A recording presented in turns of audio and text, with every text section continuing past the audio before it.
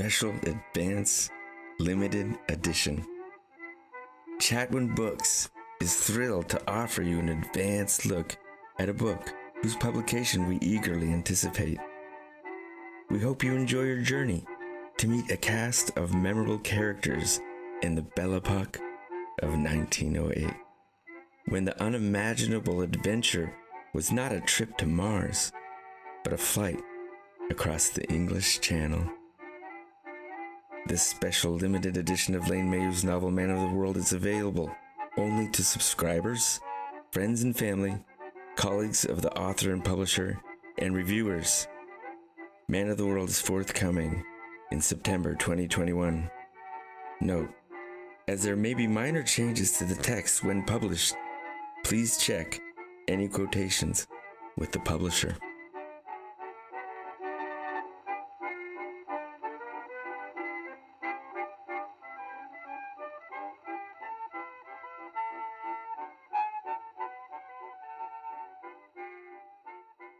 Man of the World by Layne Maheu. Chatwin Books, Seattle, 2021. Man of the World copyright, Layne Maheu 2021. Editorial and design copyright, Chatwin LLC 2021. All rights reserved. Cover design by Vladimir Vereno. Interior design by Vladimir Vereno. This is a work of fiction, and while the story is based on historical events, even those characters with a basis in history have been, to a greater or lesser extent, fictionalized. To my mom, who ran outside to the patio to wave up to the sky, and to my dad, who tilted the wings of the rent-a-plane side to side and waved back. Hubert Latham, when asked by Armand Valieres, President of France, what he did before flying airplanes, replied, Monsieur le Président, I am a man of the world. Book 1. Aeroship from Across the Sea. Quote, almost every evening, a crowd of 2,000 or 3,000 people comes to see if I will make a flight, and goes home disappointed if I do not. Some of them have come from 20, 40, or even 60 miles on bicycles, and a few from foreign countries. One old man of 70, living about 30 miles away, made the round trip on a bicycle every day for nearly a week. Unquote. Wilbur Wright to his father, Bishop Milton Wright, Le Mans, France, September 13th, 1908. Saint Mars, La Virée. The wind that rips through our valley has a name. From the time before the Roman and Gaul, La Galerne has swept in from the hills and blasted the thick canopy of leaves from the poplars and dwarf fruit trees. Many a farm boy before my time has climbed up the belfry's ladder when La Galerne came too early to pull on the rope with all his might. As you jump and heave and the rope hauls you up, the church bell echoes in your skull with a desperate, white-hot ecstasy. It gives warning to the witches who steal the storm clouds through the sky. It drives off the hail and thunderstorms that threaten the crop. They say the old clock can summon the Virgin to our woods, along with lightning, which struck my uncle once in the belfry and left him blind for 3 days. Eventually, though, the wind leaves us nothing more than the bare branches of winter, and soon after, the soft turmoil of the overcast that quenches the green leaf's thirst each spring. In this way, La Galerne gives its regular, continuous drama of the clouds, as furious or as gentle as it may be at each day's end, like a call to vespers. Then, one day in the summer of my 17th year, Luggalern blew in over the hills and changed my life in an instant. The timeline of my days can be sharply drawn into those that came before and those that came thereafter.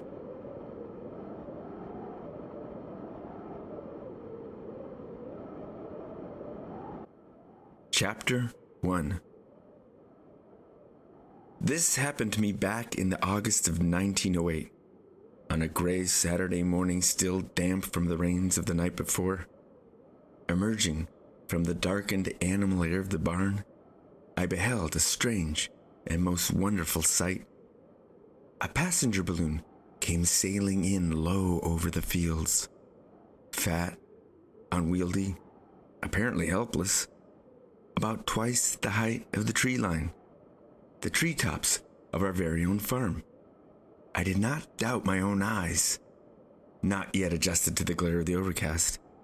I doubted that what I saw was possible. The rounded giant had an unreality to it, as if a village steeple could come unhinged and float above the trees. It approached like an enormous shadow that might collapse at any minute back into the windy ether it came from. Meanwhile, the two figures in the wicker basket below show complete faith in the unseen forces that kept them sailing through the cloudy gloom.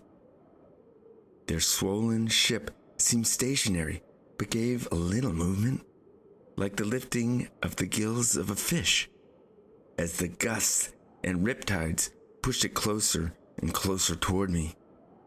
Surely, these two adventurers were lost, blown far off course, much like the 5 American Civil War soldiers in Jules Verne's mysterious island, whose balloon marooned them in the vast regions of the South Pacific. What pilot would ever want to sail above the dwarf fruit trees of our lost hollow? No, these two aeronauts were nearly shipwrecked already. Did they ride in a hot air balloon? Or a ship filled with some rare gaseous mixture produced by scientists in a factory?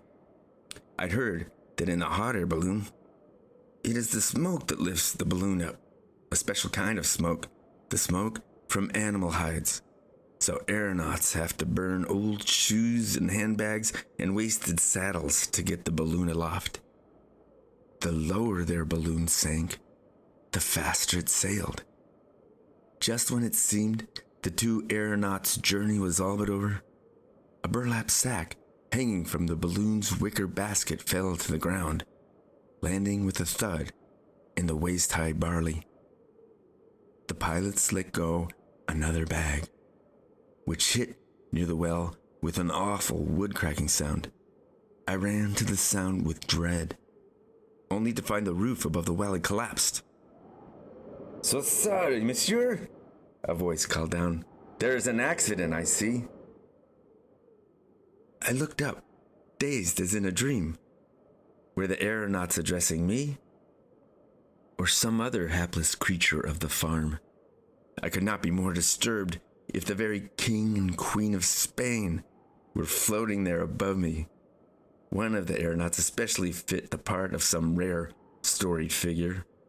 Something about his easy, leaning posture conveyed that it was only natural he should drop objects on the dwellings of the poor below. "Don't lead him to us," said his companion. Up high in their balloon, the two aeronauts continued to argue in hushed tones, distorted by the wind. "Quick, quick, another bag!" This one landed with a dull thump near the farmhouse. For a moment the balloon rose, traveling forward as well as up. A thick line dangled from the basket, moving like an ambitious serpent through the trees, then the hedgerow, flattening a square of herb garden, collapsing a lattice of beans. I had no way of knowing that the 300 feet of guide rope served as an automatic brake. I naturally assumed that the balloonists were lax, Not only were they destroying the farm, they could not be bothered to pull in their line. More than half its length dragged across the orchard, and while the balloon gained in force, it rose until a knot in the rope wedged itself into the crook of a dwarf apple tree. And there it snagged. Trees all along the rope bent and shook, and hard little apples came plunking to the ground. The ship, now completely stalled, hung like a kite above the orchard, pulling the rope into a taut, nearly horizontal pitch. 2 more sandbags fell without incident into the windy fields. Mon bon monsieur, good day, yes. Would you care to give us some assistance and perhaps free our balloon? As I stepped out into an opening through the trees, my agitation grew. Why should I expose myself to the whim of the gods? Or worse, these 2 lesser half-gods, stuck now in limbo, haunted by the frustration of their own reckless passions?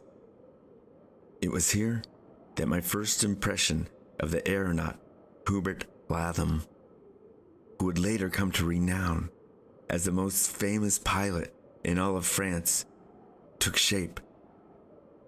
It was not favorable. Up high in his flat checkered cap, the man in the sky leaned over the rail in the very attitude of outrageous wealth and opportunity that my father held in scorn. And the aristocrat spoke to me from his limited perch as if I were a dullard, simple, slow-witted, and hard of hearing. Just a flip or 2 should do it, if you don't mind. Thank you. I studied the long line rising from the trees, disbelieving. Severed leaves spun away in the wind. Is there anyone you know who can help us? The basket's fine fittings and varnished tackle intrigued me as much as the aeronaut's predicament. After a long pause, I finally answered, having to yell more loudly than I thought.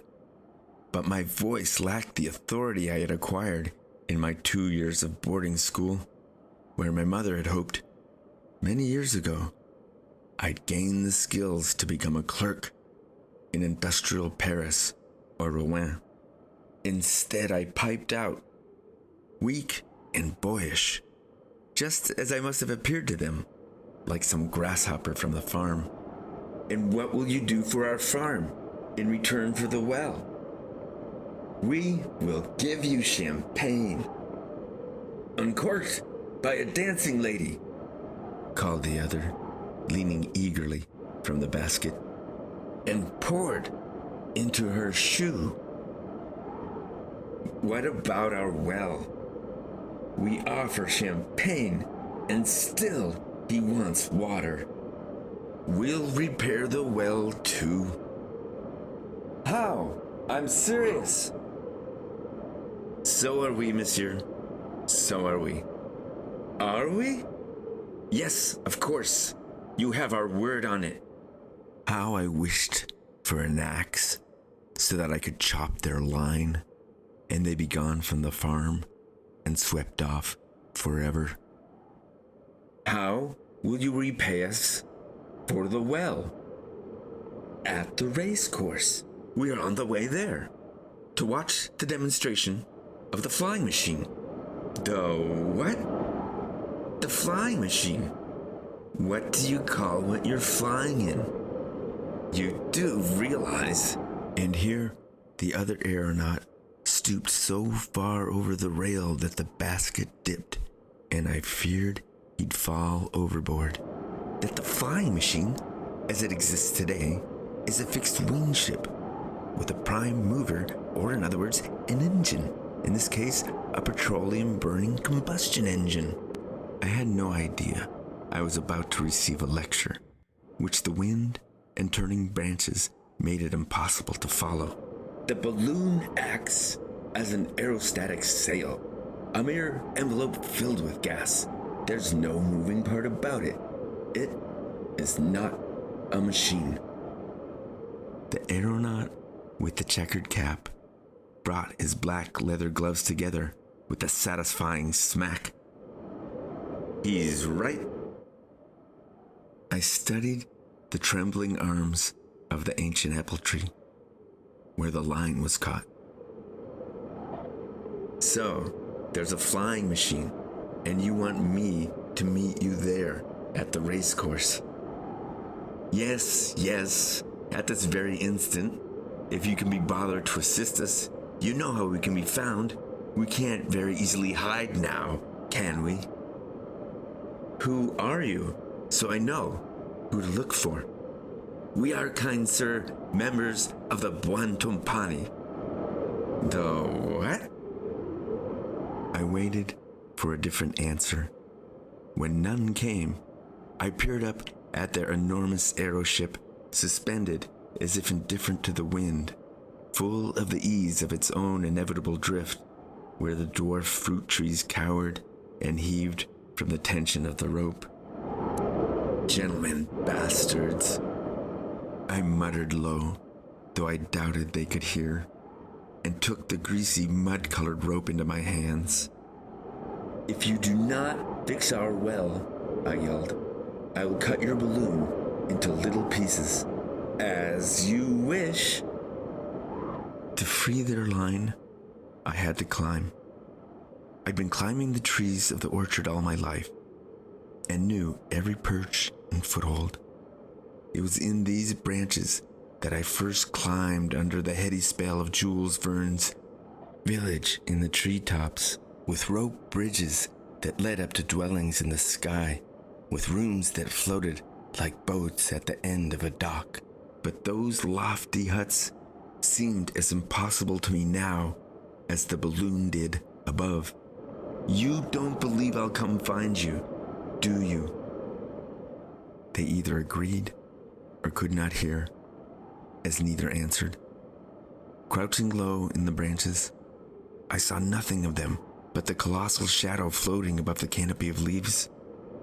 "I will. I'll find you out and cut your plaything into pieces." Even as I yelled, though, I realized that the most difficult part of my revenge would be actually finding them again. And if I should, what would keep them from sailing forever away? How would I ever speak to them? "I'll cut your balloon into pieces and holes so that it will never fly. Do you hear? Monsieur, we will repay you 10 times over any reasonable price as quoted by you. You have our word on it." Their answer only confirmed my suspicion. But what choice did I have? I grabbed hold of the rope and began to release their knot from the tree. There was a thrill to the pull on the line, as if I were hauling a whale down from the sky. I hung on for as long as I could. At last, the line took off. It slithered through my hands. It burned them.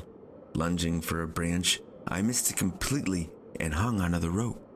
It jerked me clear up out of the tree, where I dangled, kicking at the bushy treetops, and then at nothing but air.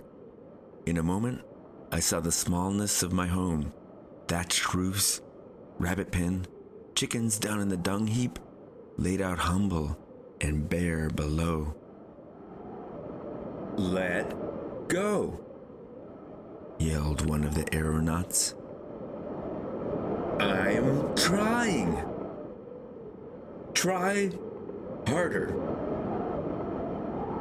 Just as the rope laced through the nearing trunks of the poplars, I let go. The trees reached out to catch me. Their arms snapped, and I landed on their sharp, bony roots. Wind whooshed thickly through the bearded trees, and my head swirled round in the broiling, trying to regain my grip on the rope. Struck with a sudden, inexplicable loss, I watched the rest of the line bounce over the knobby elbows of the trees right before my face.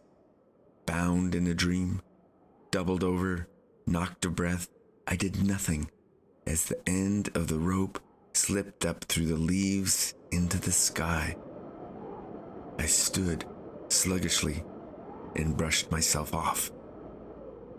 The balloon turned with a giant, clumsy splendor over the fields, while the aeronauts were still calling down to me, but what I could not hear. "I will find you out," I yelled. "We hope so," I thought I heard them call from far off, but I could not tell if the words came from the cave of my own brain. "Until then," I hurled an apple pitifully into the sky, where the effortless drift of the airship still transfixed me. Covered in mesh, with tattered pennants and bunting from better times, it looked all so festive. There was something odd and oblivious, almost optimistic, in the way the ship sailed, untouched by the world. By the time I reached the well, more damaged than I'd thought, broken crankshaft and roof, and even rocks and mortar knocked loose, the balloon was just a small, happy speck above the hills.